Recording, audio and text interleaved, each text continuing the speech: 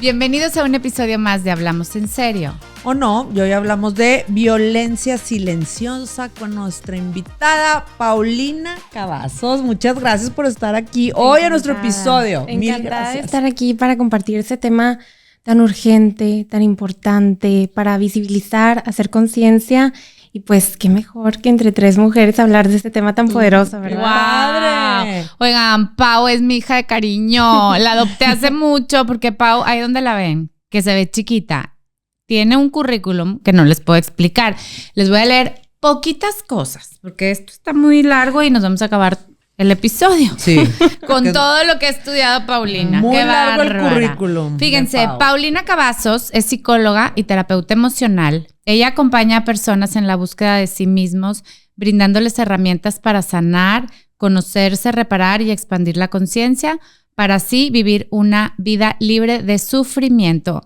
Tiene un máster en psicología y terapia transpersonal y psicoterapia del bienestar emocional, certificación y diplomado con el método de terapia Insight, certificación en sanación con Theta Healing, tiene formación en terapia gestal, diplomado en evaluación, diagnóstico e intervención en parejas, diplomado en arte terapia, en biodescodificación y muchísimos cursos. ¡Wow, Pau! A tu corta edad, wow. O sea, felicidades. Yo voy a empezar con la primera pregunta. ¿Qué es o cómo se define la violencia silenciosa? La violencia silenciosa, yo creo que hay muchos tipos de violencia, pero la violencia silenciosa para mí es de las más importantes porque es la que abarca la mayoría de las violencias. Es una violencia estratégica, calculadora, desgarradora. Es una violencia que se va dando de poco a poco, de gota en gota. Es una violencia en donde empieza con control, manipulación, humillación. Y quiero decir que la mayoría de las violencias empiezan por la mente. Con esto, palabras hirientes, con humillaciones. El tema con la violencia silenciosa es que poco a poco va acabando con tu persona. No sabes en qué momento, pero llega un punto donde dejas de reconocerte, donde ya no eres tú. Y eso es lo que sucede, donde los moretones no son en la piel, son en el alma, son en la mente, son en el corazón. Entonces, ese es el tema. Lo grave es que no se ve con los ojos, pero te rompe todos los días. Poco a poco te va destruyendo tu persona.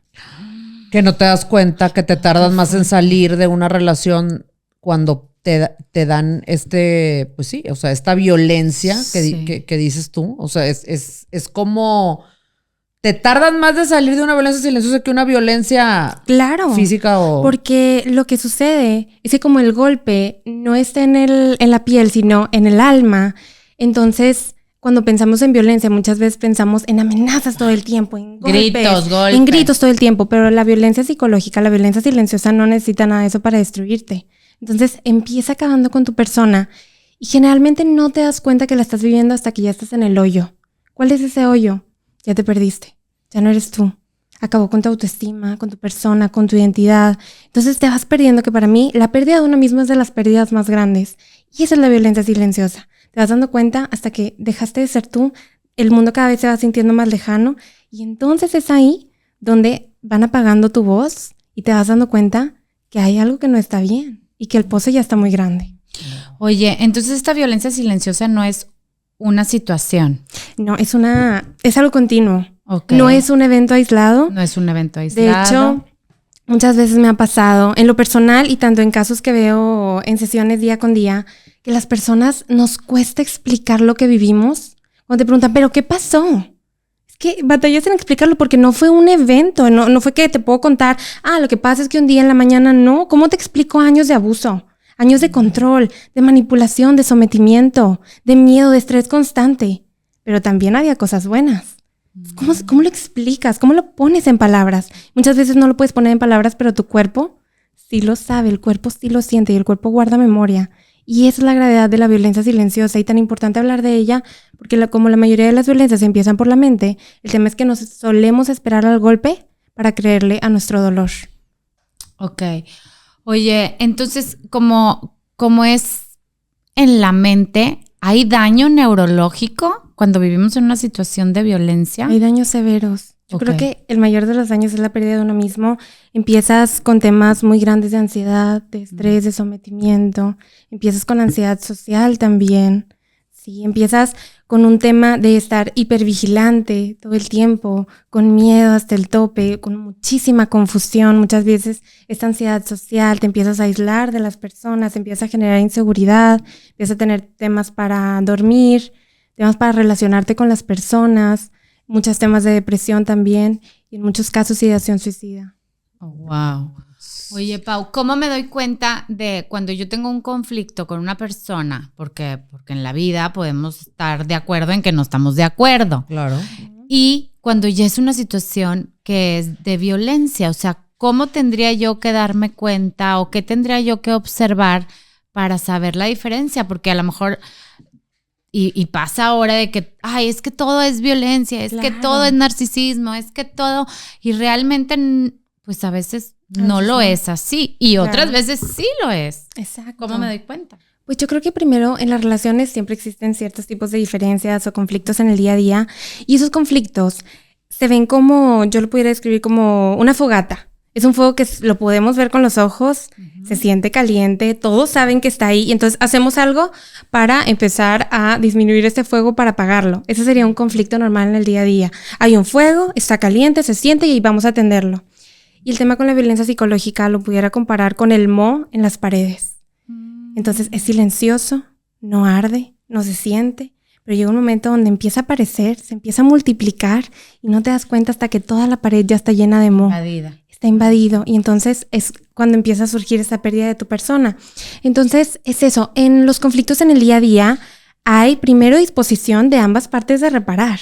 Hay escucha, hay validación, hay respeto, hay apertura al diálogo. Podemos llegar a acuerdos.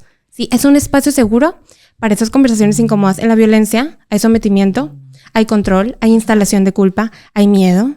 Sientes que caminas de puntitas para como no provocar. En eggshells. Sí, en cáscaras de huevo porque tienes miedo por la reacción de la otra persona.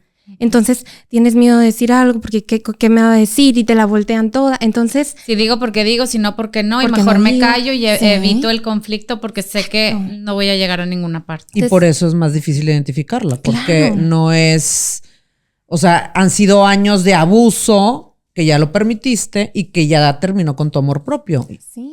Y que a lo mejor te acostumbras y piensas. Sí, O que sea, eso llega es un lo que punto que es se una relación normaliza. sana. Claro que se normaliza. Por eso la dificultad para darnos cuenta. Porque creemos que es normal. Muchas veces porque crecimos bajo una dinámica y una creencia de abuso, donde pues era lo normal, es que así nos hablamos, es que así nos llevamos. Y también se normaliza porque para mí lo más grave de este tipo de violencia silenciosa es que no te tratan mal todo el tiempo. Y eso es lo más grave.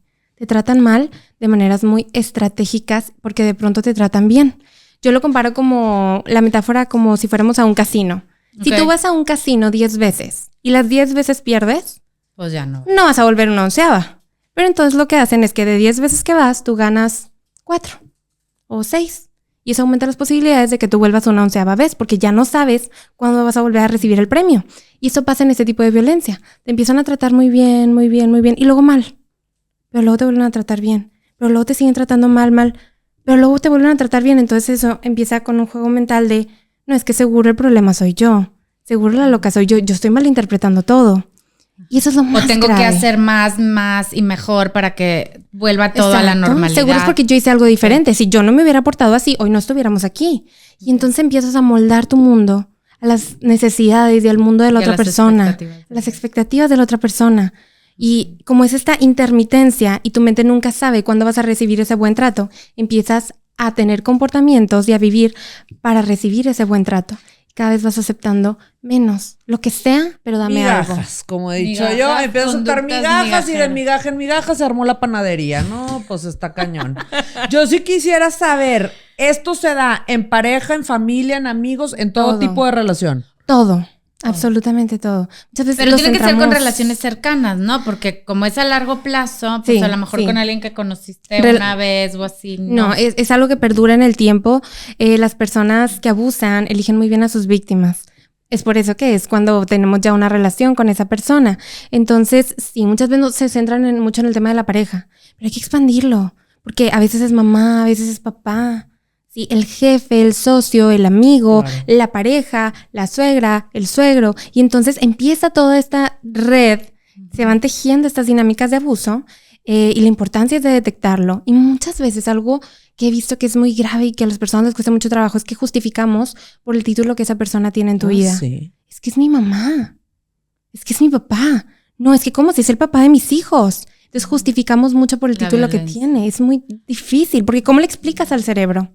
Yo conocí un caso en que esta persona sufría violencia silenciosa de su familia, o sea, de sus hermanas, de su mamá, y era, no sirves para nada, o sea, siempre lo minimizaron y entonces yo le decía a esta persona, es que tienes que cortarle el árbol genealógico, porque no porque sea tu mamá o tus hermanas vas a seguir soportando que te estén humillando, entonces...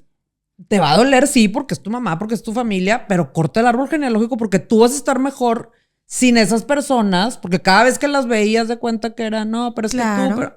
Entonces yo le decía, eso sí está... Digo, ha de ser muy difícil, no sé, no he pasado por esto con algún familiar así tan cercano, pero es lo mejor para ti porque estás mejor sin ellas. El árbol también se poda. Exacto. Y a mayor distancia con ese tipo de personas, mayor cercanía contigo.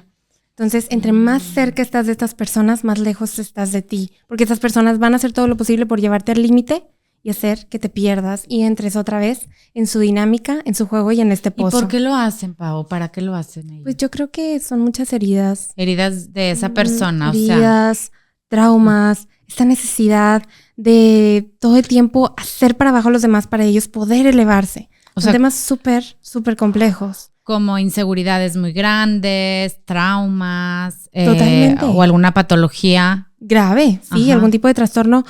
Y realmente muchas veces nos pasamos gran parte de nuestra vida tratando de analizar el por qué. ¿Por qué esa persona me trata así? ¿Por qué son así? Pero yo digo, más que analizar, toca ponernos a salvo. Ok. Irnos de ahí y tratar de ahora entenderte a ti para sanar tus heridas. Ok. Entonces, ¿qué te tienes que dar cuenta para poder decir... Esto es violencia silenciosa, tengo que ponerme a salvo? ¿Qué cosas habrá que ver? Lo primero para mí, la señal de las más grandes e importantes es el cuerpo. Yo siempre digo, el cuerpo siempre avisa antes de que la mente lo haga. La mente te podrá echar muchísimas mentiras. La mente, ustedes saben que se puede hacer muchas historias. Sí, y me hago historias a veces de película. Y justifico y romántica. Romantizamos muchas veces. Sí, es que me dijo, pero luego ya me pidió perdón con flores. Sí, me mandó flores. Sí. La mente se hace historias, la mente puede inventar, la mente puede llegar a muchas conclusiones, pero sí, pero no, y entra en confusiones. Pero quien nunca te va a mentir es tu cuerpo. El cuerpo siempre avisa. Entonces, cuando tú estés con esa persona o en un grupo de personas y tu cuerpo se empieza a sentir tenso, empiezas a sentir como que... como que la quijada como apretada, como que ganas de ir al baño cada que voy a ver a esa persona o ganas de vomitar. La garganta. Sí. Empiezo a pensar más mi postura, cómo me veo y qué voy a decir y en qué tono lo voy a decir y entonces y luego cuando empiezo a sobreanalizar mi persona, ¿sí? Es el aviso de que algo no anda bien. Es tu cuerpo avisándote. Ojo ahí, o sea que hay que escuchar no al cuerpo, poner atención cómo está mi cuerpo, qué señales me está dando y para eso hay que conectar con el cuerpo. Entonces hay que hacer, ¿qué ejercicios podemos hacer para empezar a conectar con nuestro cuerpo? Me pasa en consulta que les digo, ¿y qué sientes? No sé. ¿Y dónde lo sientes? ¿De qué me hablas? O sea, no hay conexión con el cuerpo. ¿Qué podemos hacer? Sí, y empezar, como tú dices, a conocernos. A veces yo también en consultas les digo a las personas, como, ¿qué tanto te abrazas? Abrazarme. Y se les hace bien raro. Y a veces les pongo este ejercicio de abrazarse y ya quieren que se acabe. Sí, es que me siento súper incómodo. Estamos muy desconectados de nosotros mismos. No sabemos poner el nombre a lo que sentimos. Un cuerpo en calma es el aviso de un espacio seguro. Entonces, lo primero es justo empezar a detectar cómo me siento. ¿Me siento incómoda? ¿Me siento bien? Un cuerpo en calma y siempre pone el ejemplo de, no sé, imagínate a tu mejor amiga o a tu mejor amigo, una persona que quieras mucho, que sea un gran espacio seguro. Yo estoy segura que con esa persona no andas pensando qué dices, cómo lo dices, en qué tono lo dices. Sí, es cierto, tú leyola, como diría. Tú leyola. No andas pensando si te la bañaste con lo que dijiste, si te van a juzgar o no. No andas pensando en tu outfit cuando vas a ver a esa persona. No. Ni en, no, te vale. Eso es lo normal. Eres tú al Eres 100. tú. Eso es lo normal. Entonces, cuando algo no se sienta así, alerta roja. Hay algo ahí avisándote, oye, eso no es normal. Cuando fuimos roomies nos sentíamos en confianza, ¿verdad, Pau? Porque fuimos roomies en Bronzeville. En confianza, Pau, el chongo acá, cara lavada, bien a gusto. Exacto. Ahora, y eso es lo normal. Sí. ¿Hay efectos psicológicos a largo plazo Sí. sobre esta violencia? Sumamente graves, ¿sí? Como les dije, el primero es la pérdida de la persona y estos temas de ansiedad, de dejar de ser tú. Empiezas a envolverte en un tema donde van acabando con tu autoestima, van acabando con tu dignidad, con tu autoconfianza, te empiezas a llenar de dudas. Yo digo, es como si esta persona, en esta metáfora de a lo mejor cocinar algo, tuviera en un bowl, te tuviera a ti en un bowl y va echando en la mezcla de ingredientes, ¿sí? Y te va cocinando una versión tuya toda insegura, toda dudosa, sin autoconfianza, sin capacidad de tomar decisiones por ti misma. Va creando y cocinando una versión tuya Que se te la siente crees. Pequeñita. Exacto. Te la crees. Entonces, a la hora de la persona Es que querer sí, hablar, sí pasa. ya no puede hablar. Porque te quitaron la voz, le bajaron el volumen, esa fuerza, te quitan esa fuerza, ese poder, esa autonomía.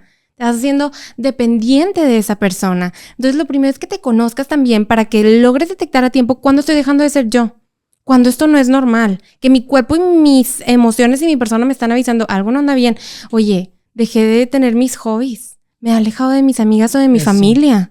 Cada vez tengo Porque pensamientos más oscuros. te van aislando, Te ¿verdad? van aislando, pero de maneras muy estratégicas. Sí, que parece que no, o sea, no. Parece pues que sí. la decisión la tomaste tú. Ajá, sí, claro. No, si quieres ve con tus amigas, o sea, como tú veas. Y luego Sí. llegas y están, entonces, ay, no, mira, Y para, hace la ley para del no hielo. tener Pero es que te digo problemas, tam- mejor no voy. Es que Sí. también eso pasa, que muchas veces ya estás cansada de tanto que te dice y que peleas que dices, ay, Y quiero ya, no pelear, quiero entonces problemas. mejor no voy, mejor no Sí. digo. Es más, ya ni le contesto porque yo ya no me quiero desgastar y Sí. quiero paz. Y entonces te quedas. pareciera Te que van tú te vas van aislando, pero sí. no. A mí ya no me ves, solo tienes tiempo para los demás. Oye, tus amigas no me dan buena espina. Tu familia tienen tampoco. envidia. Te tienen envidia. Y te van aislando del mundo y tus hobbies. Y te van aislando de todo. Te van quitando todas las herramientas posibles para que la única persona que te quede ahí para pedir ayuda sea el abusador, sea esa persona. Entonces ya no puedes pedir ayuda. ¿A quién? ¿A quién Te si van solo aislando de está todo. esa persona? Oigan, qué fuerte está este tema. Ahora, ¿cómo pueden intervenir la familia? O sea, un ejemplo, yo tengo una relación, tú te das cuenta, ¿cómo puede intervenir mi amiga, mi familiar que dice, esta persona no se está necesita dando porque está en una relación Están sometiendo, sí. tóxica, mala, con violencia? ¿Cómo puede hacer los que están alrededor o la persona cercana a ella para ayudarla? Es un tema muy delicado, porque lo que pasa, si ya nos metemos un poquito a ver cómo está la mente de la víctima, lo que vive, lo que siente, cómo lo siente. Si tú te acercas directamente y le dices, oye, estás viviendo una relación de violencia, es muy probable que la víctima se aleje de ti, ¿sí?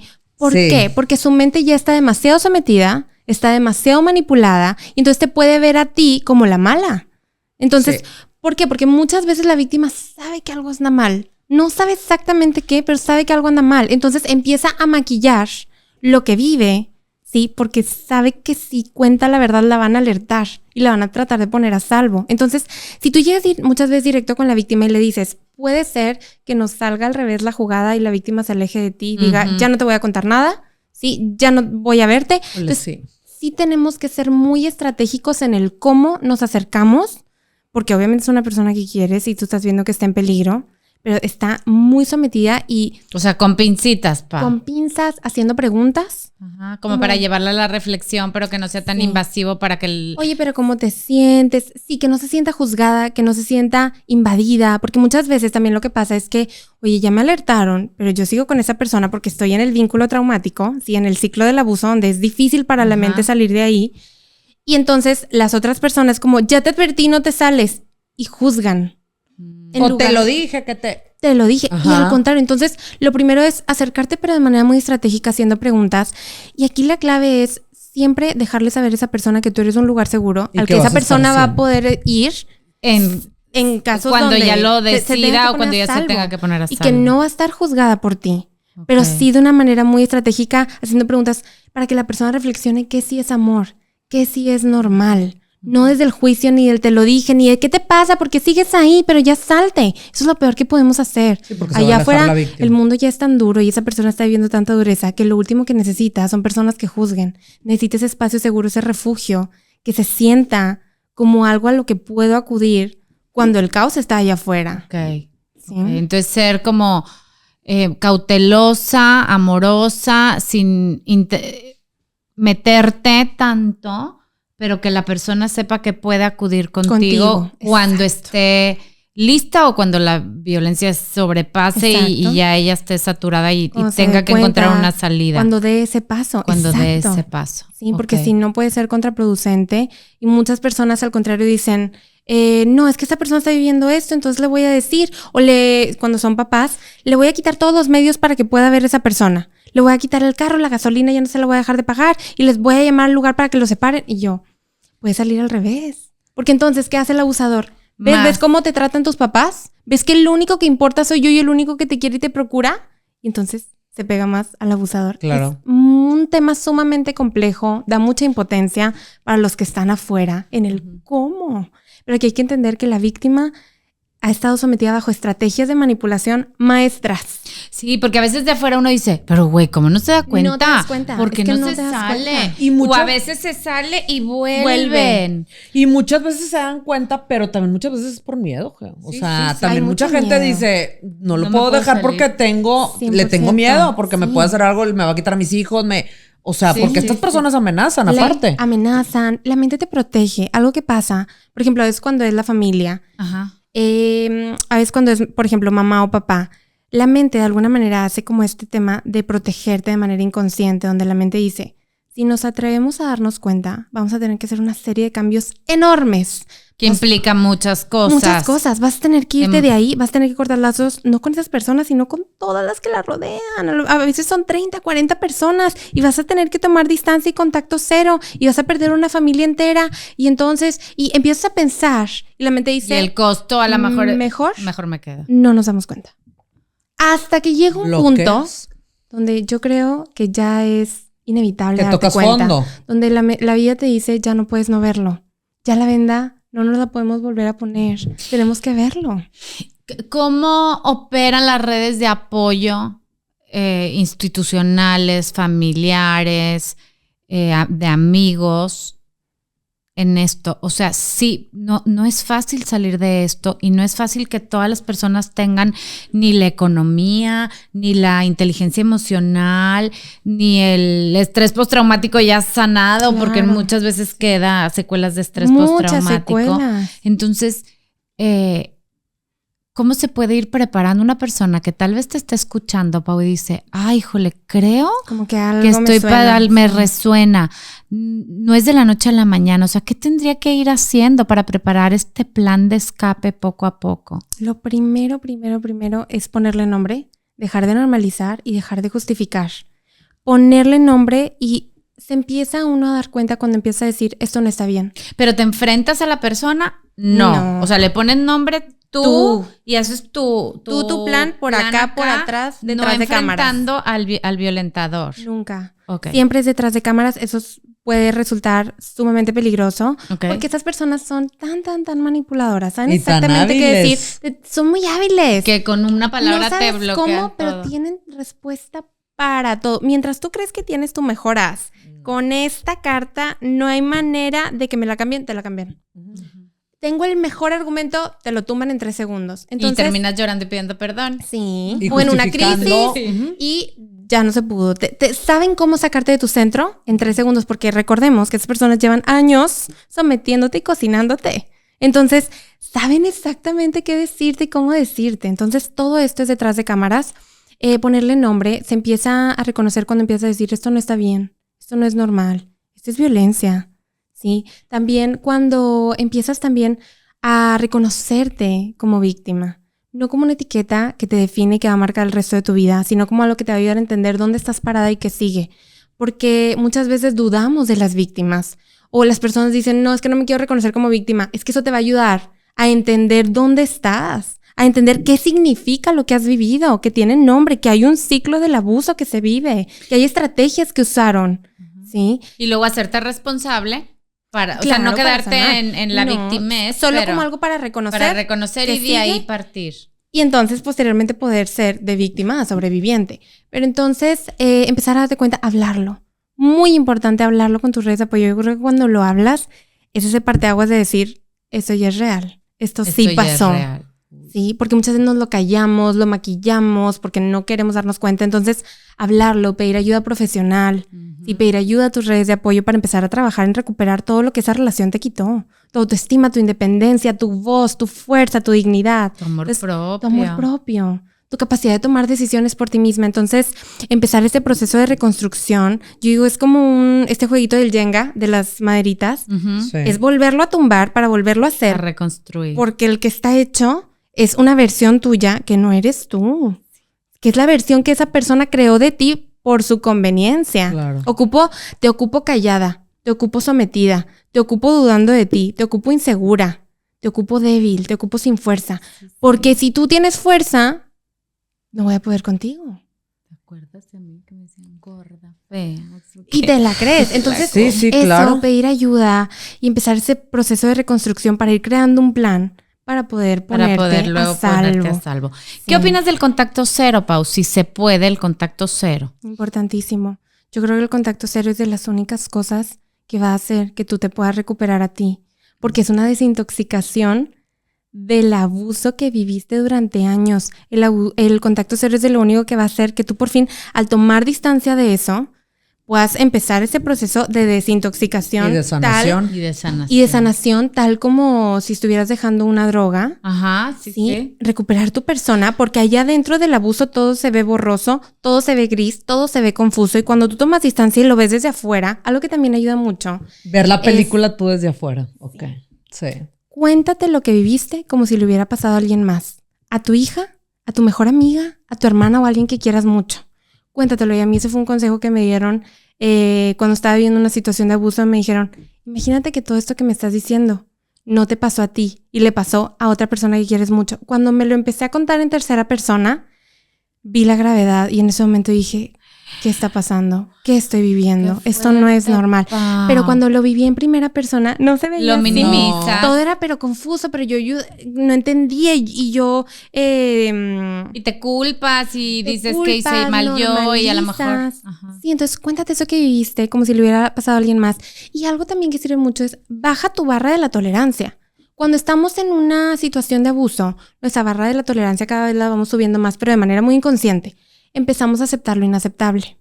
Y me gusta mucho contar esta metáfora del señor de las tortillas. Así que una vez yo estaba en un evento y estaban dando de cenar tacos. Entonces, pues bueno, te acercabas y le preguntabas qué querías. Le decías qué querías. Y cuando yo me acerco, veo que él tiene este comal, yo no sé si de acero, de hierro, de qué, pero hirviendo, con todas las tortillas, ¿no? Y la carne y todo lo estaba haciendo con la mano. Y yo le volteé a ver la mano y su mano estaba como de un tono muy diferente al resto de su piel y tenía un grosor diferente. Y yo le pregunté, oye, ¿no te quemas? ¿No te duele? Ah, no, yo llevo haciendo esto 15 años. Le dije, ¿y al principio cuando empezaste no te dolía? Claro. Me dice, yo aguanté muchas ampollas, un chorro de quemaduras, pero ahorita ya no siento nada. Ya me acostumbré. Fue todo lo que yo platiqué con ese hombre, pero yo me quedé pensando, para que ese señor hoy le duela algo, va a ser mucho más grave de lo que nos dolería a nosotras. Si a nosotros nos cae quizá una gota de aceite hirviendo en la mano, nos dolería muchísimo. Yo creo que a él no. Él ocuparía mucho más, algo más fuerte para que le duela y lo sienta en esa mano. Porque lo que pasó fue que su cuerpo se adaptó al dolor. Su piel creó una capa más gruesecita para adaptarse al dolor y su mente también. Entonces yo lo llevo al emocional y decir, muchas veces empezamos a adaptarnos al dolor.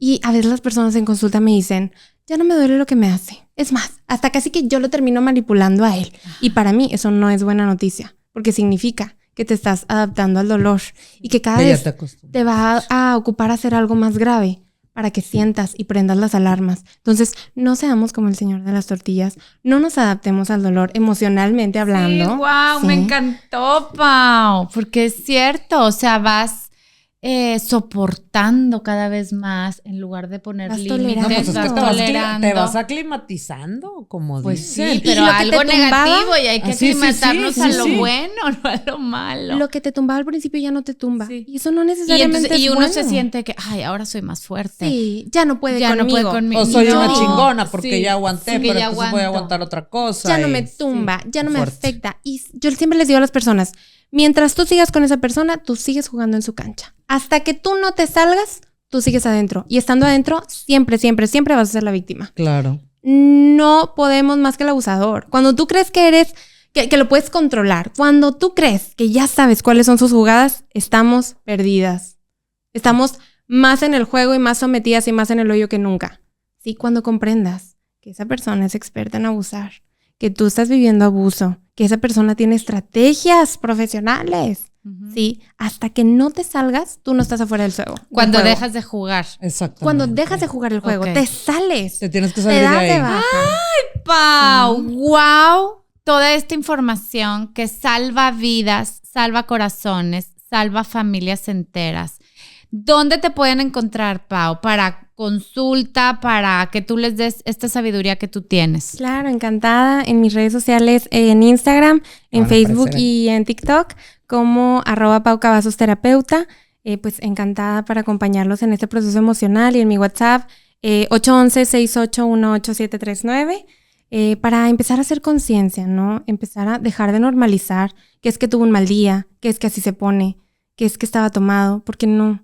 Todos podemos estar heridos, pero no todos herimos. Y ahí está la diferencia. Sí, dejar de normalizar la violencia, porque la hemos normalizado mucho últimamente. Y el maltrato. Cuando les pregunto a las personas, oye, ¿tú crees que estás viviendo una situación de maltrato? Cuando claramente la están viviendo. No, porque no me pega. Se les hace muy fuerte la palabra. El maltrato es cuando te empiezan a tratar mal. Punto. No te tienen que pegar, como dicen. No te esperes al golpe para creerle a tu dolor, y no necesitas un golpe para merecer ayuda. Eso es lo más importante.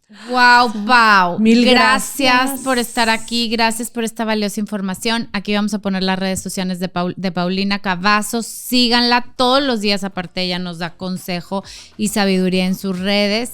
Y gracias a Neomedia, todos los lunes, 8 de la noche en YouTube, en Facebook y en Spotify. Hablamos en serio.no en TikTok y en Instagram. Hablamos pronto.